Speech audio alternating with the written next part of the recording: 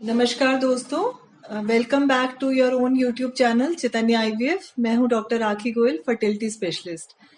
आज हमारा जो टॉपिक है जिसे हम डिस्कस करेंगे वो है ब्लॉक्ड फैलोपियन ट्यूब्स का।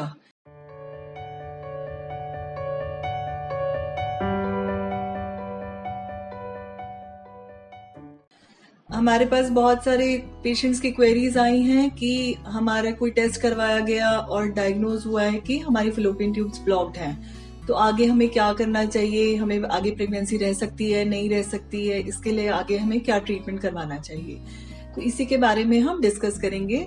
उससे पहले मैं आपको ब्रीफली बताऊंगी कि फैलोपियन ट्यूब का प्रेगनेंसी रहने में क्या रोल होता है। जैसा आप देख सकते हैं कि जब एग अंडेदानी से रिलीज होता है तो वो फैलोपियन ट्यूब में चला जाता है और उसी टाइम पे अगर आप रिलेशंस रखते हैं तो जो स्पर्म है, शुक्राणु है, वो बच्चेदानी के मुंह से ट्रैवल करके फैलोपियन ट्यूब्स में चले जाते हैं और फैलोपियन ट्यूब में अगर वो एग को फर्टिलाइज कर देते हैं तो आगे एम्ब्रियो बन जाता है, जो फैलोपियन ट्यूब धीरे धीरे बच्चेदानी की तरफ उसको पुश करती है।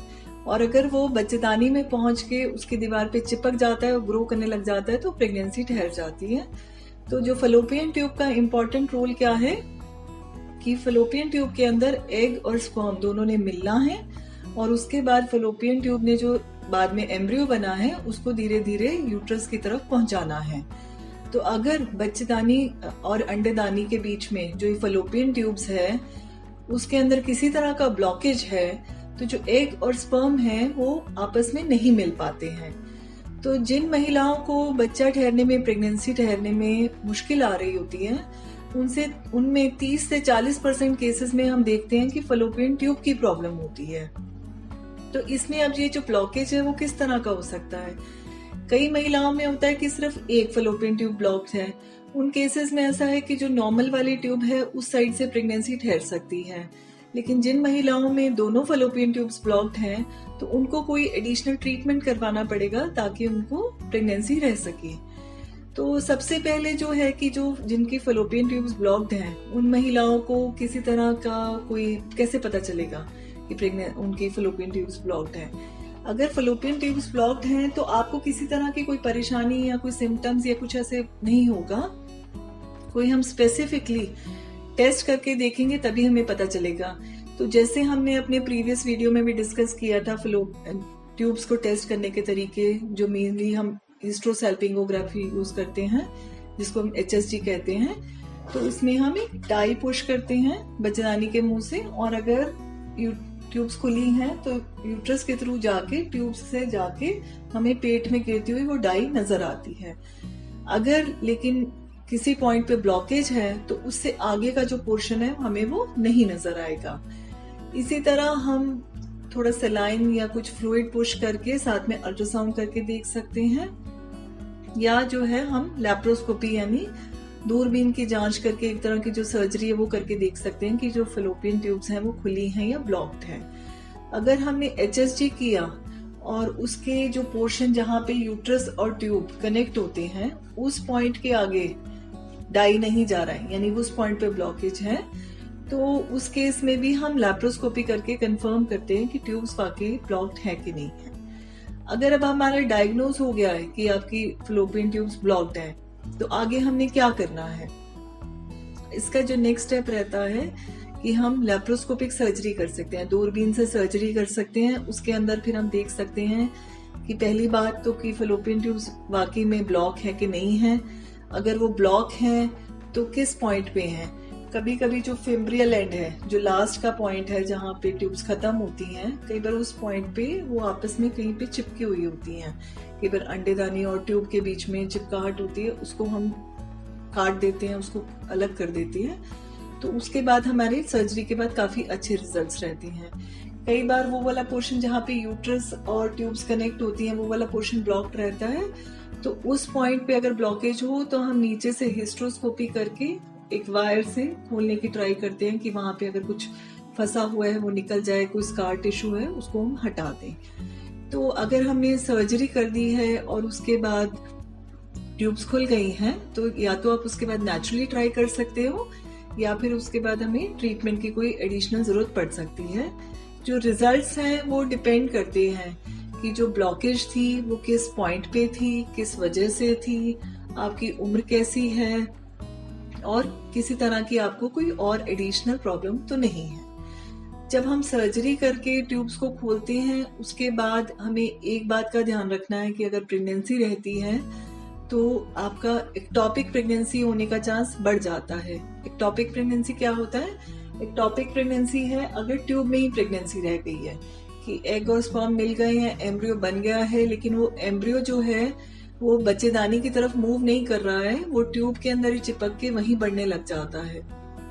तो अगर हमें टाइम से ही पता चल जाए तो हम एक्टोपिक प्रेगनेंसी को या तो मेडिसिन से या सर्जरी से ट्रीट कर सकते हैं। अगर बहुत देर में पता चले तो कई बार ट्यूब फट भी जाती है और इमरजेंसी फिर सर्जरी करनी पड़ती है इसके लिए।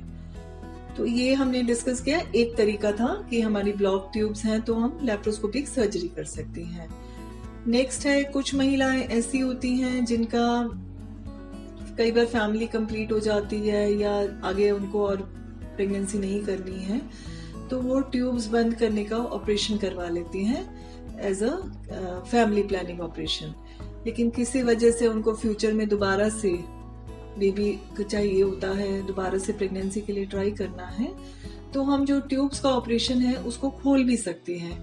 उसमें हम बेसिकली जो ट्यूब्स के दोनों एंड्स हैं उसके बीच का जो पोर्शन है हम काट दिया गया होता है, तो हमने दोनों एंड्स को वापस से सिलना है, दोबारा से कनेक्ट करना है। इसके बाद के जो रिजल्ट्स हैं सर्जरी के बाद के वो इस पे डिपेंड करते हैं कि आपकी उम्र कितनी है, आपको कितना टाइम हो गया ट्राई करते हुए, ऑपरेशन के बाद कितना टाइम हो गया, किसी और तरह की प्रॉब्लम तो नहीं है साथ में, प्लस वो जो हमारे ट्यूब का कितना हेल्दी पोर्शन रिमेनिंग था। थर्ड जो ट्रीटमेंट है इसके बाद हम जो कर सकते हैं ब्लॉक ट्यूब्स के लिए वो है IVF यानी test tube baby treatment. Basically IVF treatment में क्या करते हैं कि अंडे बनाने के लिए इंजेक्शंस दिए जाते हैं।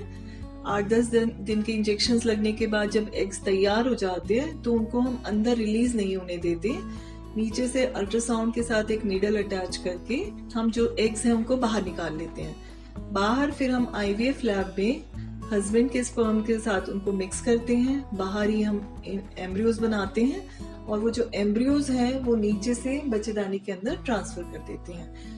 तो बेसिकली जो IVF ट्रीटमेंट है वो जो फलोपियन ट्यूब्स के अंदर सब काम हो रहा है उसको बाईपास कर रहा है।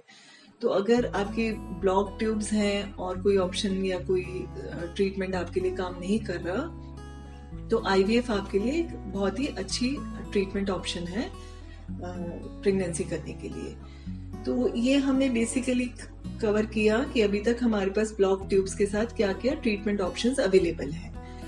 एक कॉमन सवाल ये रहता है कि ये ब्लॉक ट्यूब्स हो क्यों जाती हैं और इसको हम प्रिवेंट करने के लिए कि ऐसे ट्यूब्स ना ब्लॉक हों हम क्या कर सकते हैं, आप क्या कर सकते हो।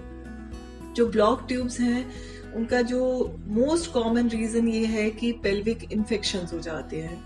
जो ये बच्चेदानी है, अंडेदानी है, आसपास की जो ट्यूब्स हैं इस वाले एरिया को ये सारे को पेल्विस कहते हैं। तो इस पेल्विक इन्फेक्शन की वजह से अंदर सब चिपक जाता है और ट्यूब्स ब्लॉक हो जाती हैं। पेल्विक इन्फेक्शंस का मोस्ट कॉमन रीजन है सेक्सुअली ट्रांसमिटेड इन्फेक्शंस होना, प्लस इसके साथ साथ और रीजंस हो सकते हैं अगर आपकी किसी तरह की कोई पेल्विक सर्जरी हुई है। इंडिया में ट्यूबरक्लोसिस एक कॉमन कॉज है पेल्विक इन्फेक्शन होने का, प्लस इसके साथ साथ अगर आपकी कोई अबॉर्शन हुआ या डिलीवरी के बाद कोई प्रॉब्लम आई जिसकी वजह से आपकी कुछ DNC हुई, बच्चेदानी की सफाई की गई, तो कई बार उस वजह से भी इन्फेक्शंस की वजह से जो ट्यूब्स हैं वो ब्लॉक हो जाती हैं। तो उसको प्रिवेंट करने के लिए आप क्या कर सकते हैं कि आपने कुछ अननोन पार्टनर्स के साथ रिलेशन नहीं रखना है, अनप्रोटेक्टेड सेक्स नहीं करना है अननोन पार्टनर्स के साथ। अगर आपको लगता है कि आपको कोई नीचे से कोई डिस्चार्ज हो रहा है, खुजली हो रही है, दर्द रहता है पेड़ों के भाग में, कोई भी आपको पेल्विक इन्फेक्शन के जो सिम्टम्स हैं, तो आपने जल्द से जल्द डॉक्टर के पास जाना है, स्क्रीन कराना है, टेस्ट करवाना है और ट्रीट करवाना है। इसके अलावा भी अगर आपको किसी तरह की कोई प्रॉब्लम नहीं भी है तो भी आपको पीरियोडिकली अपने गायनेकोलॉजिस्ट के पास जाके अपना चेकअप कराते रहना चाहिए कि आपको कोई किसी तरह का इन्फेक्शन तो नहीं है अगर कोई माइल्ड इन्फेक्शन है अर्ली स्टेज में, ताकि उसको वो ट्रीट कर सकें। तो बेसिकली ये हमने कवर किया कि अगर आपकी किसी वजह से ब्लॉक ट्यूब्स हैं तो उसके लिए हम क्या ट्रीटमेंट कर सकते हैं और हम उनको प्रिवेंट होने से कैसे रोक सकते हैं। अगर आपको ये वीडियो अच्छा लगा तो प्लीज इसको लाइक कीजिए, शेयर कीजिए।